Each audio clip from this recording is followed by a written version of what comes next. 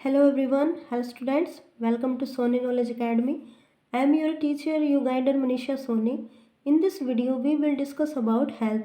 Last class में हमने पढ़ा कि गुड ह्यूमर हाइपोथेसिस क्या होती है और उन सभी फैक्टर्स के बारे में पढ़ा जो हमारी हेल्थ को अफेक्ट करते हैं। सो स्टूडेंट्स, आज की क्लास में हम पढ़ेंगे कि हेल्थ क्या होती है। Health does not simply mean absence of disease और फिजिकल फिटनेस। जब भी हम हेल्थ की बात करते हैं तो सिर्फ हमारी बॉडी में डिजीज़ का ना होना, किसी बीमारी का ना होना और हमारा फिज़िकली फिट होना ही हमारी हेल्थ नहीं होता। तो हेल्थ क्या होता है? Health is defined as a state of complete physical, mental and social wellbeing. जब हम हेल्थ की बात करते हैं तो हम 3 स्टेट्स को कंसिडर करते हैं।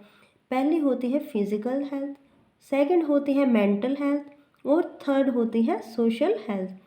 फिजिकल हेल्थ मीन्स हमारी बॉडी में कोई बीमारी नहीं होनी चाहिए, कोई डिजीज़ नहीं होनी चाहिए, उसे बोलते हैं हम physical health. Mental health means जो हमारा दिमाग है, जो हमारा ब्रेन है, वो वेल डेवलप्ड होना चाहिए, अच्छे से काम करता हो, हमें कोई मानसिक बीमारी नहीं होनी चाहिए, हमें सही गलत में, अच्छे बुरे में फ़र्क का पता होना चाहिए। इसे हम बोलते हैं मेंटल हेल्थ। और सोशल हेल्थ का मतलब है हमारा बिहेवियर जो हम दूसरे लोगों के साथ करते हैं। हम एक सोसाइटी में रहते हैं तो हमें अपने आसपास के लोगों के साथ अच्छा बिहेवियर करना चाहिए। अगर कोई पर्सन सोसाइटी में रहता है, हमारे आसपास रहता है और वो दूसरे लोगों के साथ लड़ाई झगड़ा करता रहता है, तो क्या हम उसे एक हेल्दी पर्सन बोल सकते हैं? नहीं बोल सकते। तो हमारा बिहेवियर भी दूसरे लोगों के साथ अच्छा होना चाहिए, तभी हम एक पर्सन को हेल्दी पर्सन बोलते हैं। सो स्टूडेंट्स, जब भी हम हेल्थ की बात करते हैं तो हम उसे ये देखते हैं कि वो फिज़िकली, मेंटली और सोशली फिट है या नहीं, उसे हम हेल्दी पर्सन बोलते हैं। When people are healthy, they are more efficient at work. जब हम हेल्दी होते हैं तो हम अपना काम अच्छे ढंग से कर पाते हैं। This increase productivity and brings economic prosperity. और जब हम अच्छे से काम करेंगे तो इससे हमारी प्रोडक्टिविटी बढ़ेगी, जो भी हम काम कर रहे हैं उसमें हमारी एफिशिएंसी बढ़ेगी, हमारी क्रिएटिविटी भी बढ़ेगी और हमारे इकोनॉमिक प्रोस्पेरिटी भी बढ़ेगी। मीन्स मान लिया आज हम अच्छे से पढ़ाई कर रहे हैं तो कल हम जॉब करेंगे और हम पैसा भी अच्छे से कमाएंगे, तो इससे हमारी इकोनॉमिक प्रोस्पेरिटी, आर्थिक समृद्धि भी बढ़ेगी। Health also increase longevity of people. जब हम हेल्दी होते हैं तो हमारी उम्र बढ़ती है। It reduce infant and maternal mortality. जब हेल्दी होते हैं तो इससे इन्फेंट और मैटरनल मोर्टेलिटी भी रिड्यूस होती है। Mortality means death rate. तो जब हेल्दी होते हैं तो इससे माँ और बच्चे का जो डेथ रेट है वो कम होता है। Balanced diet, personal hygiene and regular exercise are very important to maintain good health. Students, हमें बैलेंस डाइट लेनी चाहिए ताकि हमें सारे न्यूट्रिएंट्स मिल सके। जब हमें हमारी बॉडी को सारे न्यूट्रिएंट्स मिलेंगे, जैसे प्रोटीन, विटामिन, फाइबर्स, ये सभी मिलेंगे तो हम हेल्दी रहेंगे। हमें पर्सनल हाइजीन रखना चाहिए, अपनी बॉडी को साफ़ सुथरा रखना चाहिए और रेगुलर एक्सरसाइज करनी चाहिए।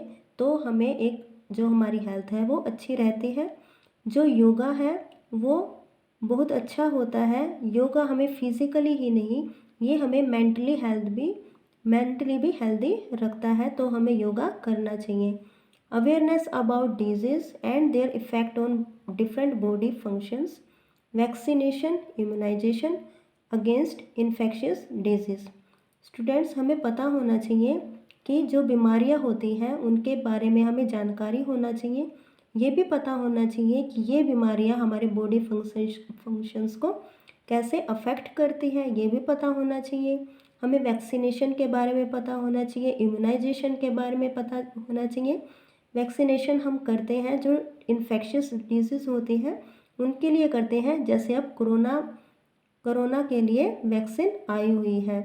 प्रॉपर डिस्पोजल ऑफ वेस्ट, जो वेस्ट होता है उससे अच्छे से डिस्पोज करना चाहिए। कंट्रोल ऑफ वेक्टर्स, जो वेक्टर्स होते हैं उन्हें कंट्रोल करना चाहिए। वेक्टर्स वो होते हैं जो डिजीज़ को एक पर्सन से दूसरे पर्सन तक पहुंचाते हैं। जैसे मलेरिया फीवर होता है, उसका वेक्टर कौन है? उसका वेक्टर है मॉस्किटो, इसलिए हमें मॉस्किटो को कंट्रोल करना चाहिए। And maintain of hygiene in food and water resources are necessary for achieving good health. जो हम खाना खा रहे हैं, जो पानी पी रहे हैं, वो हाइजीन होना चाहिए, साफ़ सुथरा होना चाहिए। जो खाना हम बना रहे हैं, उसे बनाने से पहले, खाने से भी पहले हमें अच्छे से अपने हाथ धोने चाहिए। और जब हम इन सभी बातों का ध्यान रखते हैं तो हमारी हेल्थ अच्छी होती है। सो स्टूडेंट्स, ये आज हमने पढ़ा हेल्थ के बारे में। नेक्स्ट वीडियो में हम डिजीज़ के बारे में पढ़ेंगे।